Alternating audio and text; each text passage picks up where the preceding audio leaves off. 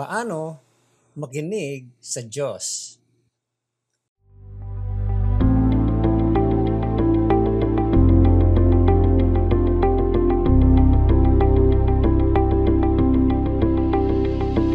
Kumusta po kayo?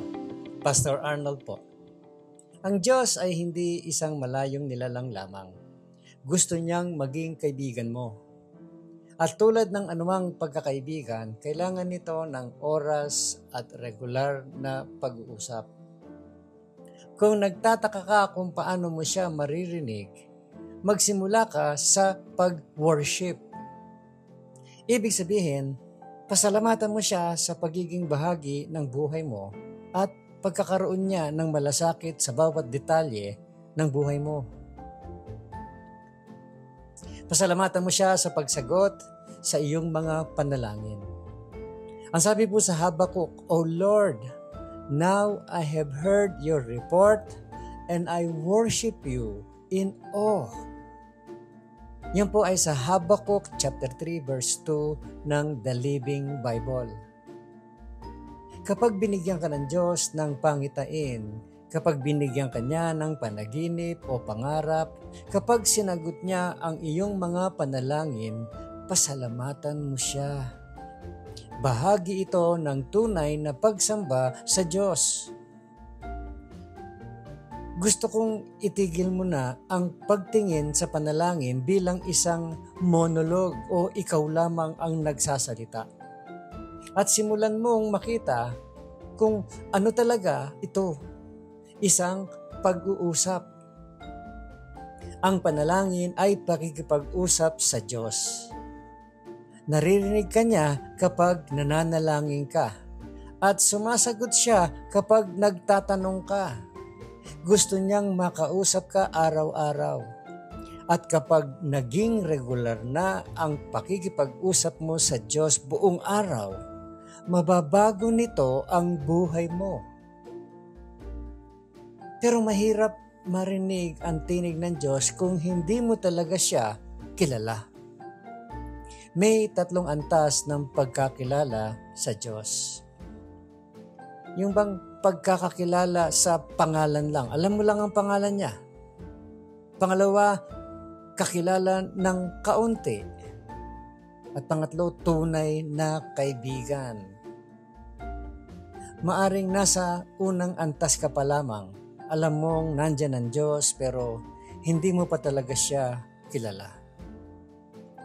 O baka nasa pangalawang antas ka. Medyo kilala mo siya pero hindi pa malalim. Ang nais ng Diyos ay maging tunay mong kaibigan. Gusto niya ng malapit na relasyon sa iyo. Kung nahihirapan kang kausapin siya tulad ng isang kaibigan, subukan mong manalangin ng ganito. Dear God, nakakabilib na gusto mo akong maging kaibigan. Gusto kong matutong makipag-usap sa iyo. Tulungan mo akong magkaroon ng oras para sa iyo araw-araw. Salamat dahil pinapahalagahan mo ang bawat bahagi ng buhay ko. Jesus, gusto kitang makilala ng higit pa araw-araw. At gusto kong umasa sa iyo para sa gabay sa trabaho ko, sa pamilya, kinabukasan at sa lahat ng bahagi ng buhay ko. Inaanyayahan kita na ikaw ang maging tagapamahala ng aking buhay, ang aking Panginoon at tagapagligtas. Habang sumusunod sa iyo at nagtitiwala sa iyo. Sa pangalan mo, ako'y nananalangin. Amen. Think about this, my friend. In what ways can you express your gratitude to God as part of your worship? Sa anong mga paraan mo maipapakita ang pasasalamat mo sa Diyos bilang bahagi ng iyong pagsamba o pag-worship? Pangalawa, think about this. How can you create space to listen to God today? What questions would you like to ask Him? Paano ka makakahanap ng oras para makinig sa Diyos ngayong araw na ito?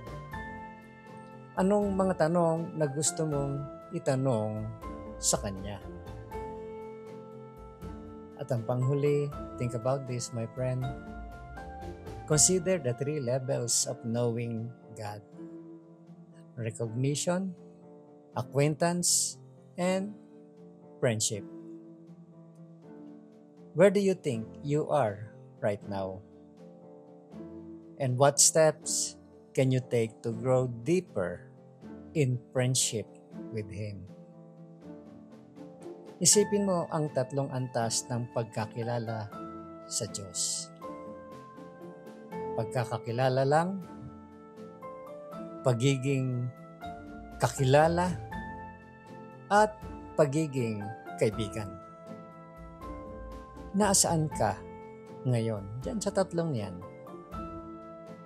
Anong mga hakbang ang pwede mong gawin para mas mapalalim ang iyong relasyon sa Kanya?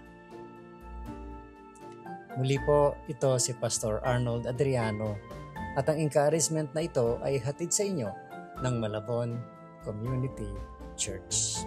Have a great day, my friend, at huwag mong kakalimutan kung sino ang gumawa ng araw